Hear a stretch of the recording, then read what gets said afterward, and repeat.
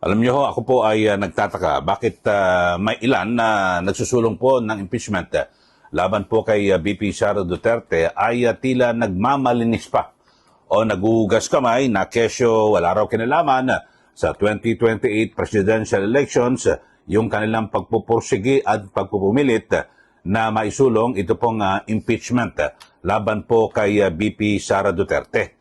At isa ho dyan sa binabanggit natin, ito pong si Antipolo City Congressman Romeo Acop, na kung saan ay binibigyang diin niya na hindi yung impeachment na kanilang isinusulong ay wala raw kinalaman sa mga Duterte, kundi ay para raw po sa accountability.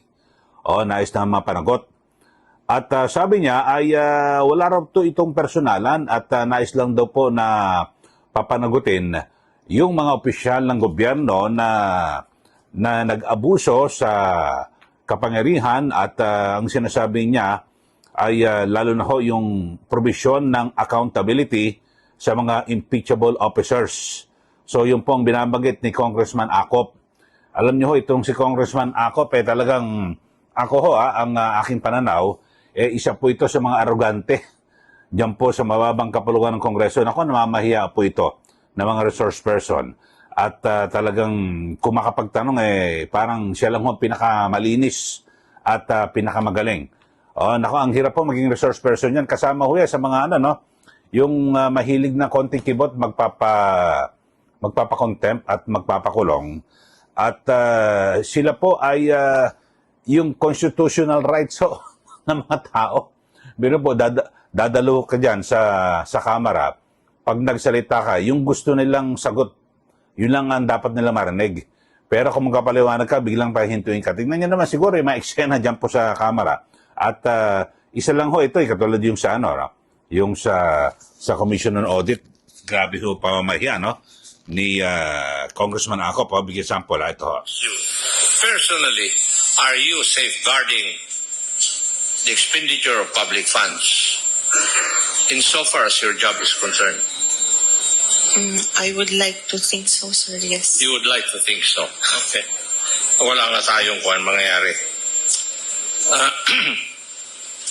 In other words, we can, or the COA relies only on the documentary evidence of payment, mainly. Tama po. Yes, Mr. Chair. Yun lang ang basehan ninyo. Yes, Mr. And Chair. yung documentary evidence of payment, whether it is a lie, a truth, reasonable or unreasonable, you do not care. That is what you're trying to tell us. It is, since it's just compliance, sir. Kaya nga, in other words, para ba ang sinasabi nyo sa akin, I do not know how... Ayun ho, ang binabanggit po ni Congressman Acop. Kita nyo naman ho, kung kala mo, yung kanyang pagtrato ho dito po sa taga-COA, si Attorney Camora. Commission on Audit po yan, ay parang kriminal, akusado.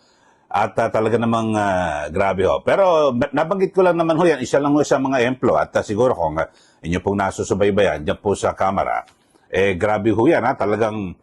Ewan ko lang, kaya lang, bakit walang lumalaban ho dyan sa Antipolo? Second district ba yun?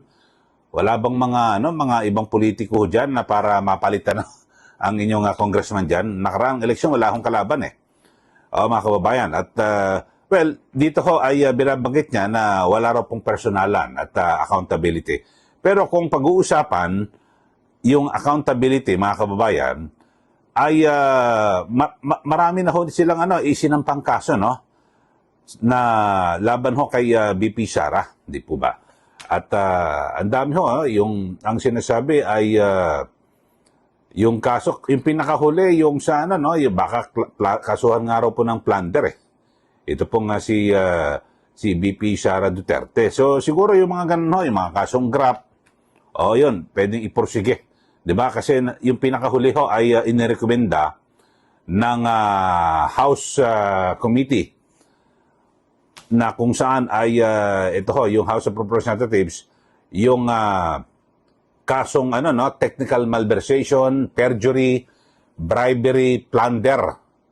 ito po may kinalaman sa di umano'y maling paggamit ng confidential funds ng Office of the Vice President at diyan po sa Department of Education. So, alam niyo, mabigat ho itong mga kasong ito, ha? Ito hong kaso na ito ay technical malversation, perjury, bribery at plunder. Ito ho, plunder, naku, may kulong ho ito at walang piyansa. Siguro ito hong pinakamas mainam, diba, na maipursige kung talagang gusto nyo ng accountability. Ano ba ibig sabihin?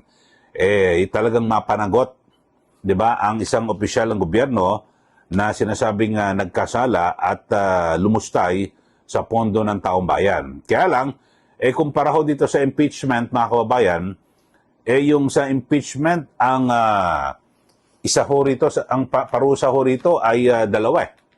Yung pagkakatanggal ho sa pwesto at yung perpetual disqualification. Ibig sabihin, hindi ka na makakatakbo sa anumang posisyon kapag ikaw ay nahatulang guilty dito po sa impeachment trial.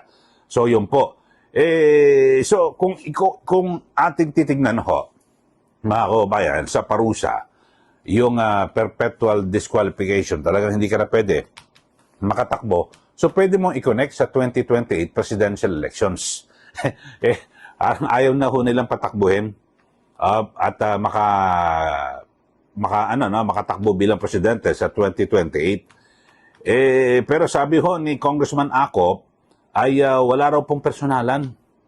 Ang sabi ho nila ay yung kanilang paghahabol at pagpupursige sa impeachment ay para lang daw po sa accountability at wala raw kinalaman sa possible presidential bid ni VP Sara sa 2028. Yun man pala. Bakit hindi lang ho talagang pagtuunan ng pansin yung kasong plunder? Alam nyo, matindi ho yung plunder, talagang kulong ho yan at walang piyansa habang nililitis. Siguro yun ho, mga kababayan. Kaya lang, kaya siguro pinakamainam ho, mga kababayan, na gawin. Aminin na ho, na ayaw nyo nang patakbuhin sa 2028 itong si Sara Duterte, di ba? Dahil para makaporma naman yung iba, kasi siya ang pinakamalakas, ayon po sa mga survey. So, yun lang ho ang pinakamaganda ho na gawin at magdiretsahan. Huwag na ho tayo magtago sa mga nagbabanggit na, itong pagsusulong ng impeachment, wala pong kinalaman sa 2028 presidential elections. Politika ho ito At yung mga nagsasabi na yung mga senator judge na sinasabing kakampi ni VP Sara Duterte, politika nga ho ito. Hindi naman ito katulad ng isang pangkaraniwang korte na kung saan ay yung talagang bawal ka makipag-usap sa akusado. Talagang wala ka dapat na komunikasyon. Politika ho ito. Kaya nga sinasabi, numbers game kahit na anong gawin nyo ho, na ilabas ho yung mga pagpipresenta ng mga ebidensya, etc., etc., ang sa huli, ang mangingibabaw dito, yung boto ho ng bawat senador. Kasi hindi naman sinabi kahit nasabi mong, halimbawa, may mga presentation ng mga ebidensya na talagang, ito, mabibigat yung mga ebidensya. Yung depende sa boto ng senador kung siya ay papanig sa na makonvict ka o ma-acquit So, wala po yan. Talagang politika po ito, di po ba? So, yun lang po, nilinaw natin. Huwag na ho tayo Huwag na ho tayo magmalinis na kesyo, walang kinalaman to sa 2028 elections. Huwag na po. Ang pinakamaganda ho, na gawin ho sana, magdiretsahan na lang po. Gusto ho namin na maipursige yung kasong impeachment laban kay VP Sara Duterte para wag na siya makatakbo sa 2028 elections at dapat mapanagot siya sa mga sinasabing aligasyon ng hindi tamang paggamit sa confidential funds. So, dapat yung mga ganyang klase ng mga opisyal ay hindi na po nabibigyan ng pagkakataon na makatakbo at makapwesto sa gobyerno. Dapat ganun ho, mga kababayan, di po ba? Nagpapaano pa naghuhugas ng may pa. Sana diretsahan na lang po. Di po ba? Yun lang naman aking pananaw, komentaryo ho dito sa isyong ito. Sana ho yung kumbaga sa wala na hong paligoy-ligoy at wala na ho tayong mga Kesyo, nako, wala yun sa politika. Ang gusto lang namin talagang mapanagot at yung mga impeachable officer talagang habulin. No? Kasi ang issue ho rito, accountability sa ating saligang batas. Yung pong sinasabi. Bibigat ho ng kaso na nirekomenda ho ng mababang kapulungan. Perjury, bribery, yung technical malversation, tapos yung pinakamatindi ho, yung plunder. Yun ho siguro, alam niya naman, may mga dating presidente na ho na nakasuhan ng plunder, di po ba? At nakulong. Di po ba? Yun ho ang pinakamainam. Siguro mas maganda kung talagang gusto niyo po papanagutin si BP Sara, yun na lang ho, iprosige yung mas mabibigat ho na kaso. At dito naman sa impeachment, hindi naman sinasabi natin itigil na. Kung ano mangyari, nasa kami na huyan ng mga senador. Dito po sa kasong impeachment. At siyempre, sa dakong huli, ang sinasabi ko nga, numbers game, yung mayorya. Mayorya po ng mga senador, ang pwede ho na magsabi na ikukonvict ho nila 16 po yan. At sa ngayon, papasok na po yung 20th Congress, mga kababayan. At alam naman natin na sa katatapos na 2025 elections, base po sa mga bilang ay mas marami po ang mga kaalyado ni BP Sara Duterte.